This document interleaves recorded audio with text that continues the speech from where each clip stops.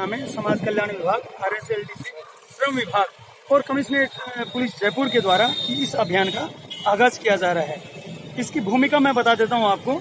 पहले काउंसलिंग करवाई गई थी और एक सर्वे करवाया गया था। उस सर्वे में करीब 2,500 से 3,000 भिखारी चिन्हित हुए थे। उसके बाद में एक काउंसलिंग का दौर चला समाज कल्याण विभाग और जयपुर कमिश्नरेट के द्वारा और NGOs के द्वारा, और काउंसलिंग के दौर के बाद में अब भिखारी और भिक्षुक जो लोग हैं सड़कों पे, हमारे गरीब निर्धन तबके के लोग, निशक्त जन, उन लोगों को समाज की मुख्य धारा में लाने के लिए आज रेस्क्यू किया जा रहा है। इनको रेस्क्यू करके समाज कल्याण विभाग के जालूपुरा स्थित अंबेडकर छात्रावास में और शिप्रा पथ में मानसरोवर में सार्थक मानव कुशासन के छात्रावास में इनको सम्मिलित किया जाएगा। वहाँ पे इनकी काउंसलिंग होगी। काउंसलिंग के बाद में जिस तरह के लोग सामने आएंगे उसी हिसाब से उनको पुनर्वासित किया जाएगा। पूरे जयपुर शहर के अंदर 2,500 आपने बताया कि 2,200 भिखारी चिन्हित किए हैं। भागने का भी डर रहता है। आप लोग तो मुहिम शुरू कर रहे हैं, लेकिन अगर वो उन सेंटरों पे जहाँ ले जा रहे हैं वहाँ पर और वहाँ से निकल गए, उसको किस तरह प्रोटेक्ट किया जाएगा? हर जगह इस अभियान को पुलिस के द्वारा संरक्षित और सुरक्षित किया जा रहा है। जो अभियान है, अभियान में भी पुलिस टीम है। 4 इंस्पेक्टर्स के नेतृत्व में हमारे 16 जवान इस टीम में जुटे हुए हैं। इसके साथ में जहां पे छात्रावास है, जहां पे इनको एकत्र किया जाएगा, वहां पर भी 24 घंटे 3 शिफ्ट में हमारे जवानों की सुरक्षा रहेगी। और अभियान की जो मूल भावना है, उस भावना को बरकरार रखते हुए सहमति से उनके साथ में पुनर्वासित करने का काम अवश्य किया जाएगा। मुख्य धारा में लाने के लिए पुलिस लगातार मेहनत कर रही है। अब कुछ ऐसे हैं जो मानसिक रूप से विक्षिप्त भी हो गए हैं, जिनको अपने परिवार का पता नहीं है और इस स्थिति में नहीं है कि वो कहीं रोजगार ले सकें, या किस तरह प्रशिक्षण दिया जाएगा, किस तरह की ट्रेनिंग दी जाएगी इन लोगों को? प्रशासन के सभी विभागों के सहयोग हो रहा है।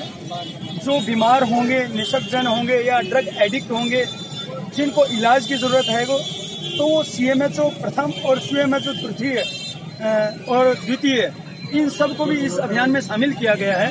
और साथ में मनोचिकित्सालय है, उसको भी शामिल किया गया है।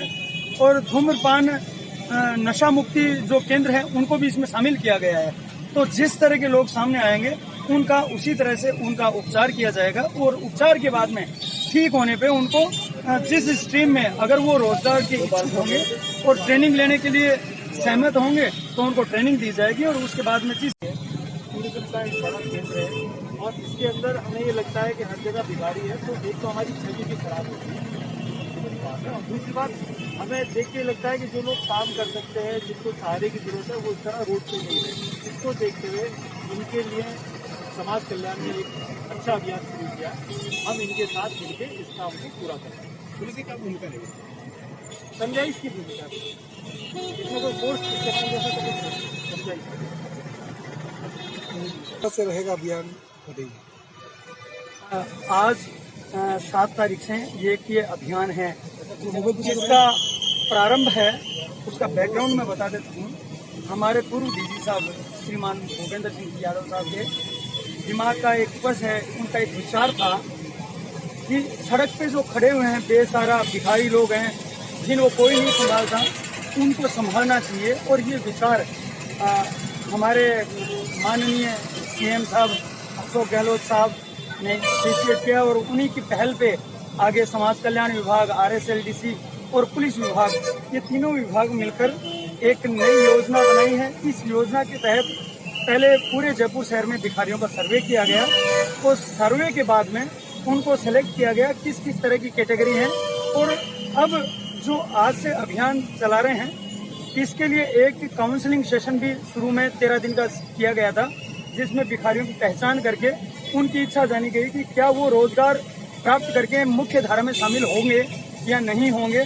तो जब उनकी सहमति व्यापक स्तर पर प्राप्त हुई, उसके बाद में आज से समाज कल्याण विभाग, RSLDC और आयुक्तालय कमिश्नरेट पुलिस है, उन्होंने मिलकर इस अभियान का आगाज कर रहे हैं। इस अभियान में जो भी बेसहारा, निशक्त जन या रोजगार के इच्छुक, जो भी सड़कों पे हमारे भिक्षुक हैं या जिनको हम कह दें कि ये एक प्रभुजन है, इनको मुख्य धारा में लाने के लिए उनको रेस्क्यू किया जाएगा। रेस्क्यू करके जालूपुरा में अम्बेडकर छात्रावास है वहाँ पर, और मानसरोवर में एक सार्थक मानव पुरुषाश्रम की तरफ से जो हॉस्टल तैयार किया गया है उस हॉस्टल में उनको रखा जाएगा, जहाँ पे उनकी काउंसलिंग की जाएगी। और काउंसलिंग करने के बाद में जिस जिस तरह की कैटेगरी में वो आएंगे, अगर वो रोजगार